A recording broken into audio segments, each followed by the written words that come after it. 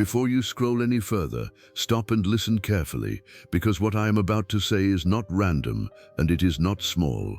God says the truth about the woman who turned everyone against you has finally been revealed, and heaven did not bring you here by accident. This is not just another message. This is not just another emotional moment. This is the hour when what was hidden begins to crack open, and what was whispered in secret begins to lose its power over your name. God says you have spent long enough carrying the pain of being misunderstood.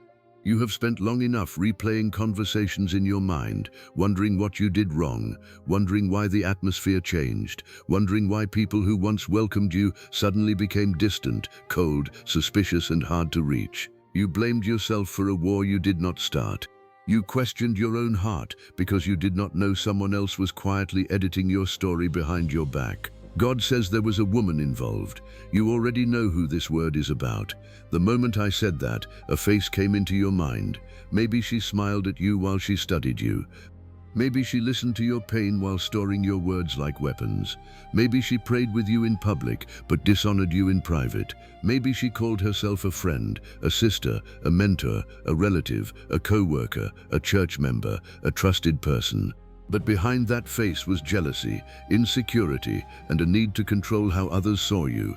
She could not handle your light, so she tried to distort it. She could not stop what God placed on your life, so she tried to poison the atmosphere around your name. God says it was not your imagination. The coldness you felt was real. The tension in the room was real. The strange shift in people's behavior was real. The silence after your name was mentioned was real. The doors that suddenly stopped opening were real. You were not too sensitive. You were not dramatic. You were not making things up in your head. There really was a campaign of distortion happening around you. There really were conversations you were not part of. There really were whispers being released into rooms before you entered them.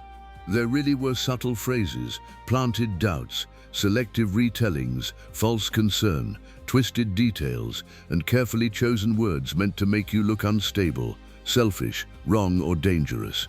God says she mixed fragments of truth with poison so people would swallow the lie more easily.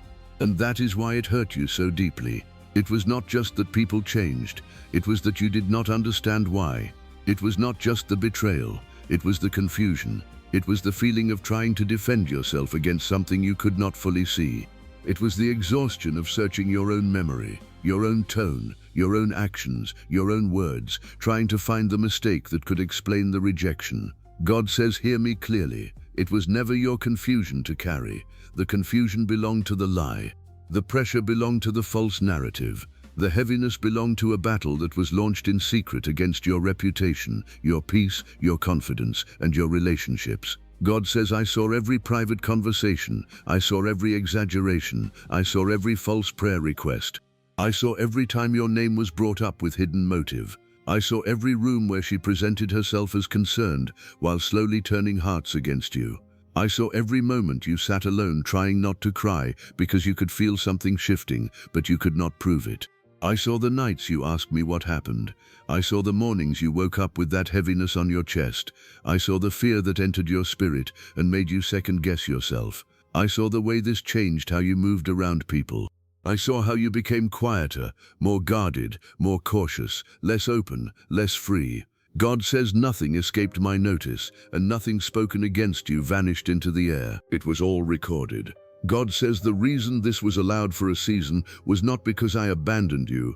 It was because exposure had to ripen fully. If I had uncovered it too early, some people would still have defended the lie. If I had brought it out too soon, the full network behind it would have remained hidden. But now the season has changed. Now what was covered is being uncovered. Now the inconsistencies are becoming visible. Now the people who believed her are starting to feel uncomfortable. Now the same ears that once received her words are beginning to hear them differently. Now the spirit behind what she said is being exposed. God says the truth has begun to move, and once truth starts moving, lies cannot hold their shape for long.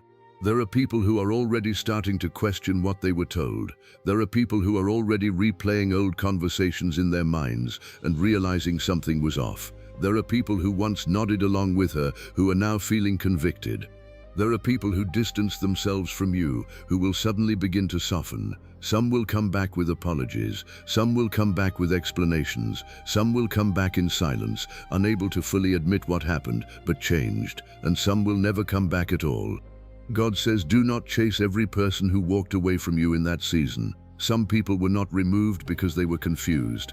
Some were removed because they belonged to the confusion. God says the woman who turned everyone against you was reacting to something she sensed on your life. She may not have understood it in spiritual language, but her spirit recognized what heaven had marked. She sensed favor, she sensed purpose, she sensed depth, she sensed future influence. She sensed that your voice, your presence, your obedience, your peace, or your assignment carried something she could not control.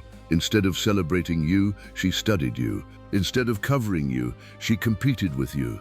Instead of protecting your name, she tried to manage how others heard it. God says what attacked you was not just personality, it was envy, it was insecurity, it was resistance to the grace on your life. But hear this carefully. Her attack did not cancel your assignment. It delayed some things, yes. It wounded you, yes. It shook your trust, yes. It cost you connections, yes. But it did not cancel what I spoke over you. God says no whisper is strong enough to overthrow my purpose for your life. No rumor is powerful enough to rewrite what I have written. No slander is final when I have already decided your ending. She could influence people for a while, but she could not touch the seal I placed on your destiny. She could stir confusion in rooms, but she could not erase your name from heaven's record. She could make your season painful, but she could not make your calling disappear. God says stop explaining yourself to people who chose a lie before they chose love. Stop rehearsing your defense in your mind. Stop building imaginary conversations where you finally say the perfect thing and everyone suddenly understands. I am your defender. I am your witness. I am your vindicator. You do not need to run after every misunderstanding. You do not need to answer every false story. You do not need to prove yourself to every person who listened too quickly. There is a kind of silence that is not weakness, it is trust, it is restraint, it is the quiet confidence of someone who knows God is handling what human effort cannot fix. And God says, do not confuse forgiveness with restored access. Yes, I am calling you to release bitterness. Yes, I am calling you to let go of revenge. Yes, I am calling you to come out of the prison of replaying her words. But I am not telling you to hand her the same access again. Wisdom is not bitterness. Boundaries are not hatred. Discernment is not pride. You are allowed to heal without reopening the same wound. You are allowed to move forward without re-entering every room that broke your trust. You are allowed to forgive and still say, you may not come close enough to do that again. God says the truth being revealed is not only about her, it is also about you, because in this process I am revealing to you how much you survived. I am showing you that you were stronger than you knew. I am showing you that even in confusion I kept you. Even in slander I kept you. Even in isolation I kept you. Even when you were tempted to disappear, I kept you. Even when your confidence was bleeding, I kept you. Even when your voice became quieter, I did not let it die. God says you are not emerging from this season as the same person who entered it.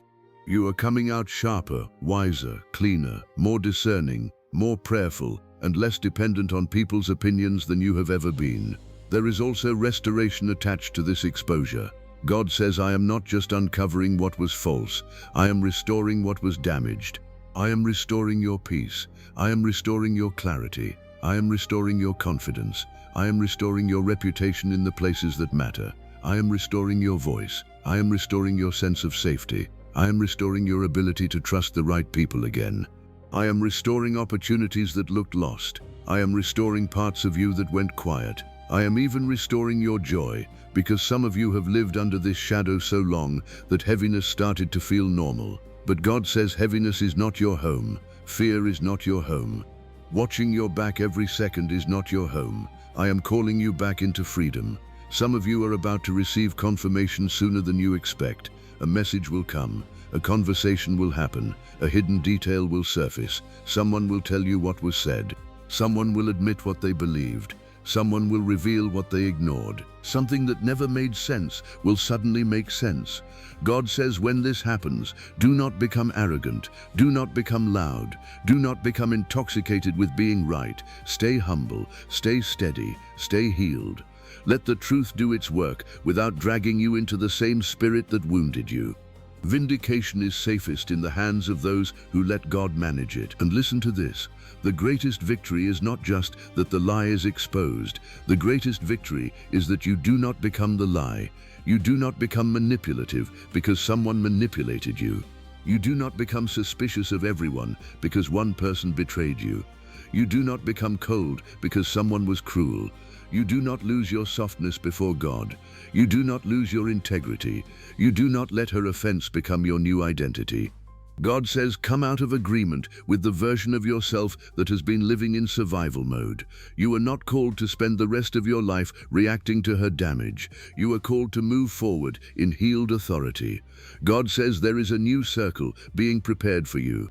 Not everyone you lost needs to be recovered. Some losses were protection, some separations were purification, some shut doors were mercy.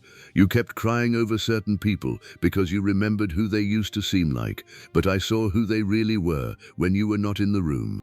God says, I am building a better environment around your next season.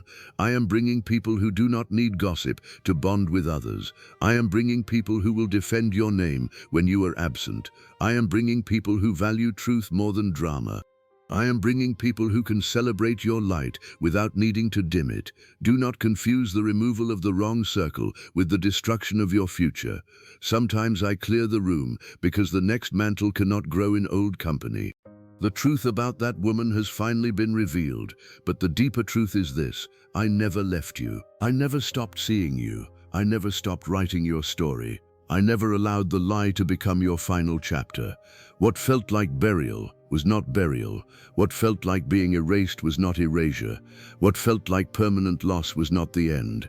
God says, I was still working beneath the silence. I was still aligning people. I was still separating what needed to be separated. I was still preparing the day when your spirit would finally exhale and realize you were not crazy, you were not cursed, you were not forgotten, and you were not defeated. So now I need you to hear this as your instruction. Stop carrying what exposure has already begun to lift. Stop rehearsing old pain as if nothing is changing. Stop checking the faces of people who chose distance and asking if they finally understand. Keep your eyes on me. Return to your peace. Return to your focus. Return to your prayer life. Return to your work. Return to your calling. Return to the version of yourself that was not built around surviving betrayal, but around walking with God. Let me heal the trust issues. Let me heal the nervous system. Let me heal the fear of rooms. Let me heal the wound around your name. Let me heal the part of you that became tired of explaining your heart, because the chapter she tried to write over you is ending. The truth is rising. The fog is lifting. The hidden thing is surfacing. The lie is cracking. The pressure is breaking. The misunderstanding is losing ground. The chains around your name are weakening. And God says this is not just exposure. This is release. This is restoration. This is separation from false narratives.